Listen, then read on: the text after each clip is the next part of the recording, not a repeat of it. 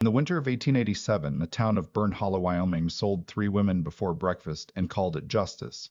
Linnea Strand was the fourth. She stood barefoot on the courthouse steps in a dress that wasn't hers, watching her breath curl white in the frozen air. And she understood with perfect clarity that nobody was coming to save her. The men gathered below stamped their boots and blew into their fists, and looked at her the way they looked at livestock, calculating weight, estimating use. She was 24 years old. She had all her teeth and both her eyes and strong hands from years of mending nets along the river, and according to Judge Everard Polk, that made her worth approximately $300 against her dead mother's debts. Hit that like button and drop your city in the comments so I can see where this story reaches. The courthouse in Burnt Hollow was the only 2-story building in town, brick and limestone hauled up from Cheyenne at considerable expense, and Judge Polk liked to remind people of that. He paid for half of it himself. He'd also paid for the schoolhouse, the telegraph office, and the loyalty of every sheriff the territory had appointed in the last decade. 61 years old, tall and thin as a fence post, with hands that moved slow and deliberate like a man who'd never had to hurry for anything in his life. He sat in his leather chair behind the bench and watched the proceedings the way a spider watches a web. The first woman sold was Darcy Engel, 19, freckled, shaking so hard her jaw clicked. A cattleman from the basin bought her for $220. He grabbed her wrist and pulled her off the steps, and she went without a sound, like something had already broken inside her that nobody could see. The second was Greta Inman, a widow twice over, 43, with a bad hip and a worse reputation. She went for $115 to a pig farmer who smelled like what he raised. Greta spat on the courthouse floor as they let her out, and the bailiff slapped her for it. The third was a girl named Bess Underhill, 15 years old, still wearing her school pinafore. When the bidding started, she screamed. Not words, just sound, raw and animal, the kind of noise that should have stopped everything. It didn't. A mine foreman from the North Camp bought her for $310, and 2 of Polk's men carried her out by her arms and legs while she kicked at the air. Linnea watched all of it. She watched, and she memorized every face, every number, every detail, because her mother had taught her that bearing witness was sometimes the only power a person had left. Cora Strand had been a seamstress, quiet and precise, who kept a journal she filled with observations, so sharp they read like indictments. She'd also kept something else.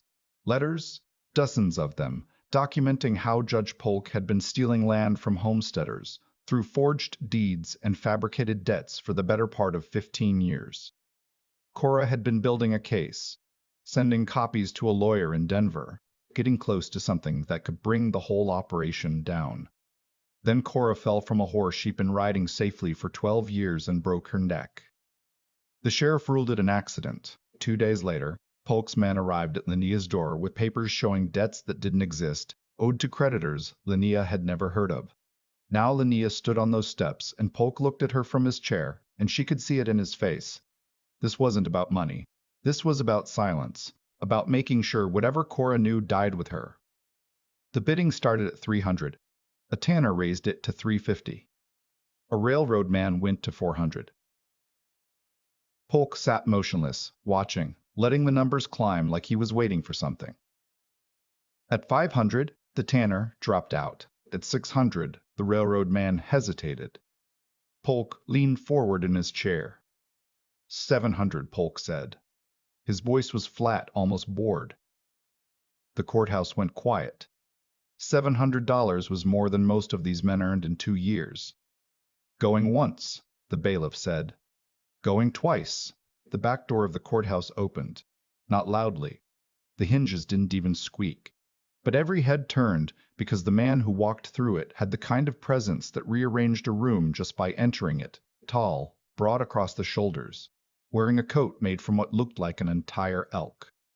His hair was dark and long and unwashed, and his beard was the kind that grew when a man stopped caring what mirrors showed him. He moved through the crowd without touching anyone, but people got out of his way the same as if he'd shoved them.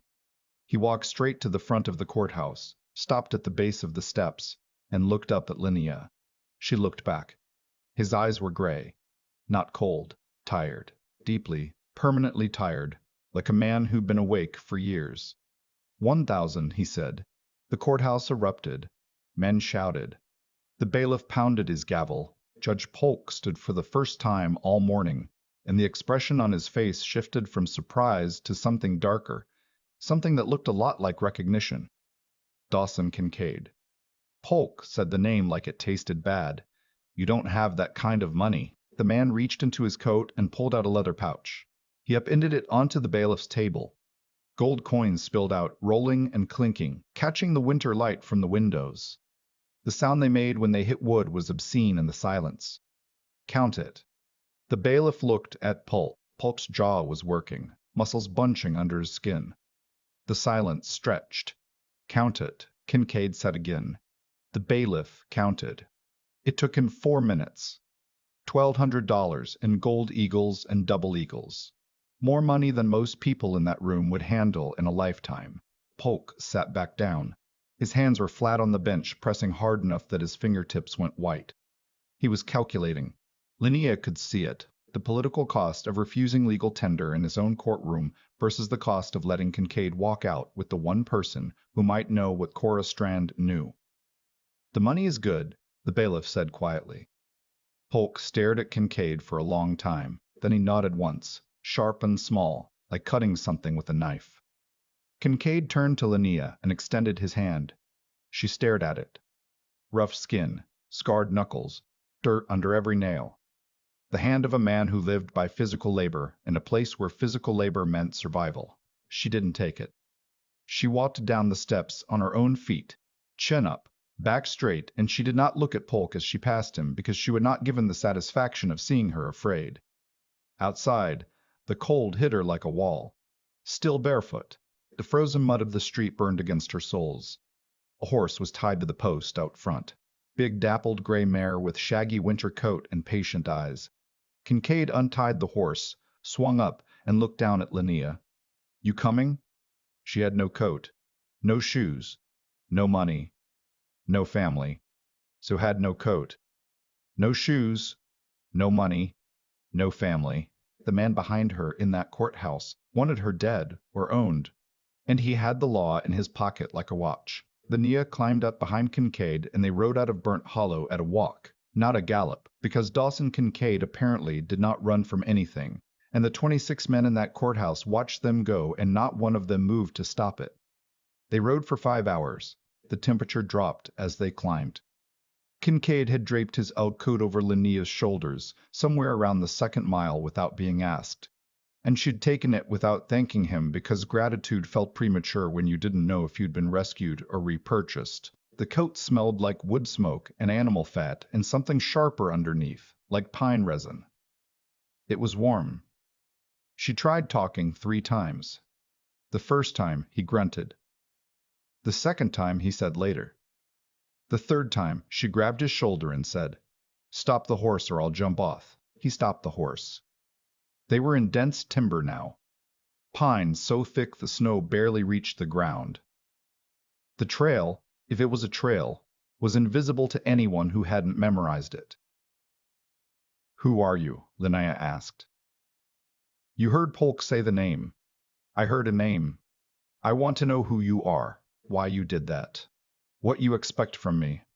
Kincaid sat quiet for a long moment. Then he dismounted, walked a few steps into the trees, and urinated. When he came back, he said, "Your mother sent me a letter. Didn't answer her questions."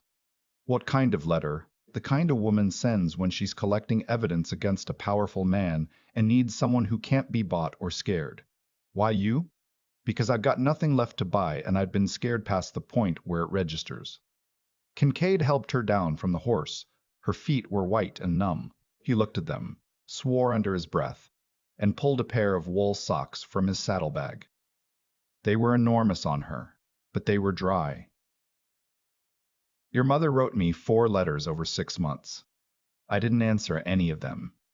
Figured I'd done enough for the world. Then I heard she died and I figured maybe I hadn't done enough after all." They reached the cabin at dusk. It sat in a clearing on the shoulder of a mountain, backed against a granite cliff, with a creek running past close enough to hear. It was small.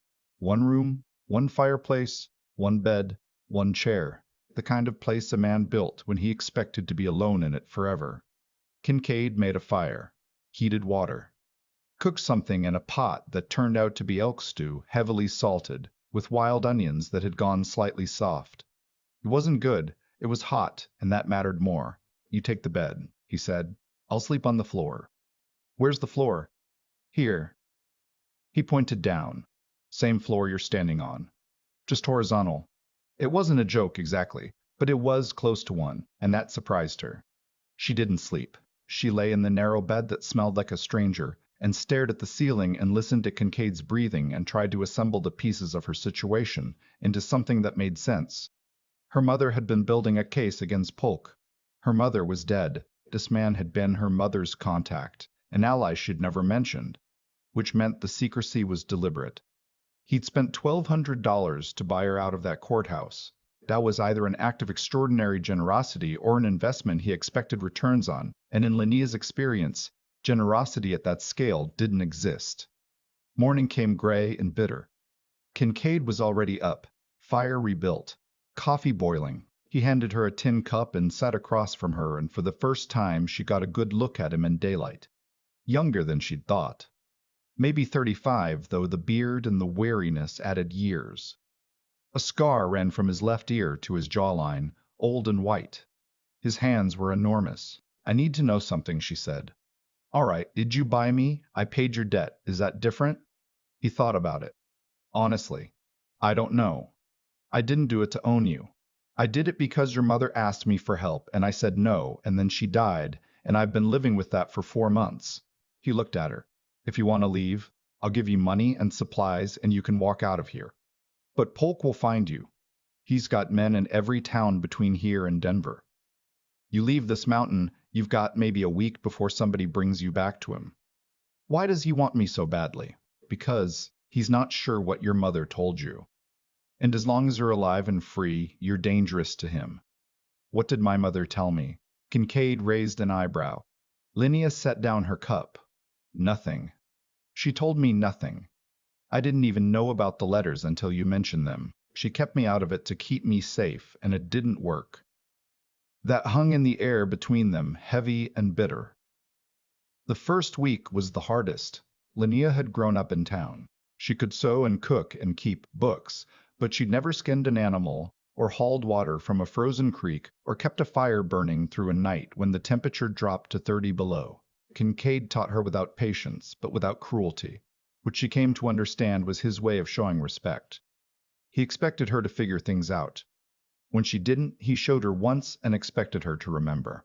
By the end of the second week, she could split kindling, set snares for rabbits, and shoot a rifle well enough to hit a tree stump from 50 yards. Her hands were blistered and her shoulders ached, and she went to bed every night, so exhausted that the questions in her head had to wait until morning. It was during the third week that she found her mother's letters. Kincaid had gone to check his trapline. Linnea was alone in the cabin for the first time, and she'd been looking for a sewing needle when she found the box under a loose floorboard near the hearth, cedar box well made with a brass latch. Inside were her mother's letters, all 4 of them, plus a leather folio stuffed with documents. Deed transfers, bank records, sworn statements from settlers who'd been forced off their land, a map of every property Polk had stolen, with dates and amounts, and a letter from the lawyer in Denver confirming he'd received copies of everything and was preparing to present them to a federal judge. It's everything she gathered, Kincaid said from the doorway. She hadn't heard him come in. He had a rabbit in each hand, already skinned. How much he'd seen of her discovery, she couldn't tell. You kept this from me. Kept it safe. There's a difference. She felt the anger move through her like weather, fast and hot and electrical. My mother died for this. You had it the whole time and you didn't tell me? I wasn't sure I could trust you yet. Trust me? You bought me at an auction. You brought me to your cabin. You've been feeding me elk and teaching me to shoot. And you don't trust me? Kincaid set the rabbits down. Trust takes time. Your mother understood that. My mother is dead. He didn't flinch. Yeah, she is. And if we don't do this right, we'll be dead too. And everything she worked for dies with us. The anger didn't leave, but it made room for something else. Understanding, maybe, or at least acknowledgement that Kincaid had been carrying this weight alone for months, guarding evidence that could get him killed, waiting for a moment that might never come. She sat down with the folio and read everything. It took her 3 hours. When she finished, her hands were shaking, but not from cold. "He murdered my mother," she said. "It's in here." The horse she supposedly fell from was found still tied in the stable. She never got on that horse. Kincaid nodded. He'd already known. They spent the next 2 weeks organizing the evidence, cross-referencing names and dates, writing a summary that would make sense to a federal judge who'd never set foot in Wyoming territory. Linnea's handwriting was better. Her understanding of legal language, inherited from years of watching her mother, was sharper than Kincaid's. They worked by firelight, side by side at the small table, and somewhere in those long, quiet evenings, something shifted between them. Not romance, not yet. Something more foundational, partnership. The particular intimacy of shared purpose. Kincaid told her about himself in fragments, usually while doing something else, like sharpening a knife or mending a harness. He'd been a deputy federal marshal, stationed in Montana, sent to investigate corruption in the territorial government, and discovered it went all the way to Washington. He'd filed his report. His superior buried it. 3 months later, his wife Nell and their daughter June were killed in a fire that started in the middle of the night in a house with all the doors locked from the outside. He said it flat, no emotion, the way a man talks about a wound that's scarred over so thick he can't feel the skin underneath anymore. That was 8 years ago. He'd walked into the mountains and stayed. Built the cabin. Stopped talking to people. Let the world believe he was dead or crazy or both, because both were easier than the truth, which was that he'd tried to do the right thing, and it had cost him everything, and he didn't know how to live with that. Until Cora Strand's letters arrived. Polk's men found them 6 weeks after Linnea's arrival. She'd known they would. You couldn't hide from a man like Polk forever, not when he had trackers and money, and a personal grudge that bordered on obsession. They came at dawn, 4 riders, armed, moving through the trees with the quiet competence of men who'd done this before. Kincaid heard them first. He slept light as a wild animal always had, and the snap of a branch 200 yards out brought him upright with a rifle in his hands before Linnea had fully opened her eyes. 4 men. Coming from the south. "Get dressed and take the folio. There's a trail behind the cliff. Follow it uphill until you reach a rock shaped like a bear's head. Wait there." "What are you going to do?" Slow them down. She wanted to argue. She wanted to say something about partnership and shared purpose and not leaving him alone. But Kincaid's face had changed. The tiredness was gone, replaced by something focused and still, like a man who'd put down a weight he'd been carrying and remembered how to move without it. "Go," he said. And Linnea went. She heard the shots 20 minutes later, 3, then silence, then 2 more, then a longer silence that was worse than any sound. She pressed her back against the bear-shaped rock and held the folio to her chest and tried to breathe. Kincaid appeared an hour later. Blood on his sleeve, left arm hanging slightly wrong at the shoulder. He was moving fast. 2 down, 2 ran. "They'll be back with more. Are you shot? Grazed?" "It's nothing." It wasn't nothing. The bullet had torn a furrow along his upper arm deep enough to need stitching. Linnea did it with thread from her sewing kit and a needle she sterilized in the fire, and Kincaid sat through it without making a sound, which worried her more than if he'd screamed. They ran. 3 days, through mountain wilderness, sleeping in shifts, eating dried meat, and whatever they could forage, following trails that Kincaid seemed to pull from memory, the way other people pulled words from books. The second night, Linnea's boot split at the sole, and she walked 6 miles on exposed leather and blisters before Kincaid noticed and wrapped her foot in strips of elk hide. On the 3rd day, they reached Packer's Gap, a mining settlement 40 miles from Burnt Hollow, small enough to have no telegraph but large enough to have a post office. Kincaid mailed the folio to the lawyer in Denver, registered with a return receipt. "Now we wait," he said. They didn't wait long. The lawyer, a man named Alcott Fenn, had been waiting for exactly this kind of package. Within 2 weeks, a federal marshal arrived in Burnt Hollow with warrants for Judge Everard Polk's arrest on charges including fraud, theft of government land, conspiracy, and 2 counts of murder. Cora Strand and the wife of a homesteader named Rusk who'd tried to resist the land seizures 3 years prior. Polk didn't go quietly. He barricaded himself in the courthouse. His courthouse, the one he built with stolen money on stolen land, with 6 armed men and enough supplies for a siege. It lasted 4 days. On the morning of the 5th day, his own men surrendered him. They walked him out in shackles, and the people of Burnt Hollow lined the street and watched, and nobody said a word. There was nothing to say. They'd all known, in the way that small towns always know. And they'd all been afraid, in the way that small towns always are. And now that it was over, the silence was heavy with things that should have been said years ago. Linnea stood in that crowd. She watched the man who'd sold her mother's life for the price of keeping secrets get loaded into a prison wagon. Polk saw her. Their eyes met. She expected to feel triumph, or rage, or some clean, sharp emotion that matched the magnitude of what had happened. What she felt was tired, bone deep, soul deep tired. The kind of tired that comes from carrying something heavy for so long that putting it down doesn't feel like relief. It feels like falling. Kincaid was beside her. He hadn't touched her since the night she'd stitched his arm. And even then, only out of necessity. He had a scrupulous physical distance that she'd initially read as coldness and now understood as something else entirely. An awareness that she'd been treated as property and a determination not to repeat the pattern. "It's done," she said. "The trial's not done. The lawyer still needs your testimony. I know. But this part is done." She looked at the empty courthouse steps where she'd stood barefoot in someone else's dress 6 weeks ago. "The girl who stood there doesn't exist anymore," she said. She didn't mean it dramatically. She meant it as fact. Kincaid looked at her. "Good," he said. "She wasn't going to survive this. You are." The trial took 3 months.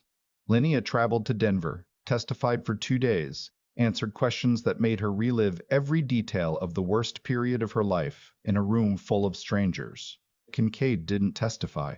His past as a federal marshal was complicated in ways that would have undermined the case. But he sat in the gallery every day, quiet and watchful. And when she stepped down from the witness stand on the second afternoon, her legs shaking and her voice gone raw, he was waiting outside the courtroom with a cup of water and the words "you did good" and nothing else. Polk was convicted on all counts. Sentenced to 25 years in federal prison. The auction system in Burnt Hollow was declared illegal. 3 other judges in the territory were investigated. 14 women were released from marriages they'd been sold into. Linnea could have gone anywhere after that. The lawyer, Alcott Fenn, offered her a position as a clerk in his office. A women's group in Denver offered her a speaking tour. A newspaper editor wanted her story. She went back to the mountain. She didn't announce it or explain it. She just showed up at Kincaid's cabin one evening in late spring with a pack on her back and a pair of boots that actually fit and stood in the clearing and waited. Kincaid came out onto the porch. He looked at her for a long time. "I'm not here because I have nowhere else to go," she said. "I have places to go. I'm here because this is where I want to be." He didn't smile. But something in his face eased, some tension she hadn't realized was there until it released, like a fist slowly opening. "I should warn you," he said. "I haven't had a conversation longer than 6 sentences in 8 years. We'll work on that." They did. It took time, months of it, a full cycle of seasons, the slow, patient work of 2 damaged people learning to trust each other with something more than survival. Kincaid had been alone so long that proximity itself was a language he'd forgotten. Linnea had been treated as currency, and learning that she could choose, that every day she stayed was a choice she made freely, was its own kind of healing. He proposed in winter, a year after the trial. They were sitting by the fire, Linnea mending a shirt, Kincaid reading one of the books she'd brought back from Denver. He said it without looking up, like he'd been thinking about it so long it had become as natural as the weather. "Marry me. Not because of debts or courthouses or any of that, because I can't imagine this cabin without you in it, and I don't want to try." Linnea set down the shirt. She looked at him, this quiet, scarred, difficult man who'd spent $1,200 and 8 years of solitude on a promise he'd made to a woman he never met, who'd taught her to shoot and split wood and survive, who'd stood in a gallery for 3 months listening to her testimony without once trying to speak for her. "Yes," she said, "but I'm not changing my name." He did smile then. First time she'd seen it. It changed his whole face. They built the cabin bigger, added a room, then another, then a porch that wrapped around two sides. Linnea started a school for the children of miners and homesteaders in Packer's Gap, riding down the mountain 3 days a week, coming home smelling like chalk dust and small hands. Kincaid raised horses. Good ones, mountain-bred and steady, the kind that didn't spook at gunfire or thunder. Their first child came in the second year. A girl. Linnea named her Cora, and when Kincaid held his daughter for the first time, something broke open in him that had been sealed shut since a fire in Montana 8 years before. He stood on the porch with that baby in his arms and cried without shame. And Linnea stood beside him and let him because some things don't need words. The second child came 2 years later, a boy they called Rusk after the homesteader's wife Polk had killed. A woman Linnea had never met but refused to let be forgotten. Years passed. Burnt Hollow changed. New judge, honest this time, or at least more careful with his dishonesty. The auction system stayed dead. Women who'd been sold wrote letters to Linnea sometimes, and she answered everyone, sitting at the table Kincaid had built, writing by lamplight while her children slept. One evening, when Cora was 7, she found her mother's journal, the one Linnea had started keeping the day she arrived at the cabin, modeled after her own mother's meticulous records. Cora couldn't read most of the words yet, but she recognized her own name and her grandmother's name, and she carried the journal to Linnea and asked why they were the same. Linnea sat her daughter on her lap and told her a story. She told her about a woman named Linnea Strand who kept records because she believed the truth was worth writing down. About a man who lived alone on a mountain because the world had taken everything from him and he didn't know how to ask for it back. About a girl who stood barefoot on courthouse steps and decided that bearing witness was not enough. That sometimes you had to act, even when acting terrified you. "Did Daddy save you?" Cora asked. "He bought my debt," Linnea said. "Which isn't the same as saving. I saved myself. Your father gave me tools and time and space. But the saving was mine to do. So if somebody tries to sell me, I should save myself? Nobody's ever going to sell you." That's what Grandma Cora fought for. That's what we all fought for. The girl thought about this with the terrifying seriousness of a 7-year-old processing the world. Then she said, "I'm going to write things down too. Like Grandma." "Good," Linnea said. "The world needs people who write things down." That night, after the children were asleep, Linnea walked out onto the porch. The sky was enormous, stars flung across it in patterns her mother would have mapped and labeled, but Linnea was content to simply watch. Below the mountain, Packer's Gap glowed faintly. A few lamps and windows, the forge still burning late. Beyond that, darkness rolling out toward Burnt Hollow and Denver and the rest of a country that was still figuring out what it meant to be fair. Kincaid came out with 2 cups of coffee. He stood beside her, shoulder to shoulder, the way they'd stood 100 times before, and the fit was still right. "Think it mattered?" she asked. "Everything we did? Your mother's evidence put a corrupt judge in prison. 14 women went free. The law changed, and in 20 years somebody else will find a new way to do the same thing. Probably." Kincaid sipped his coffee. "But that's 20 years of people who didn't get sold.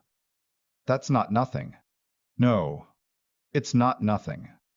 She leaned into him. His arm came around her, and it was the arm she'd stitched together on a mountain with sewing thread, the arm that had held their daughter, the arm of a man who'd chosen to come back to the world after 8 years of hiding from it.